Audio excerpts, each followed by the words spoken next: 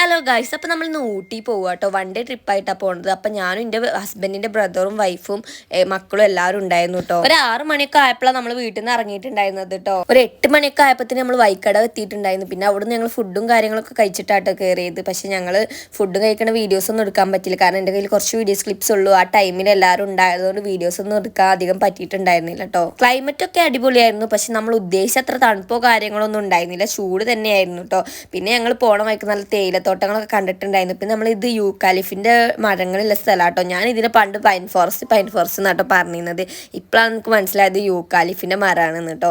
അപ്പൊ ഞങ്ങൾ അവിടെ ഇറങ്ങിയിട്ട് കുറച്ച് ഫോട്ടോസും വീഡിയോസും കാര്യങ്ങളൊക്കെ എടുത്തിട്ടുണ്ടായിരുന്നു. നമ്മൾ പോയി അബ്ബന്റെ കയ്യിൽ നല്ല ഉറക്കത്തിലാട്ടോ. സാധാരണ ഈ ടൈമിലൊന്നും ആളെ എണീക്കാറില്ല, അതുകൊണ്ടാണ് ഇങ്ങനെ ഉറങ്ങണത്.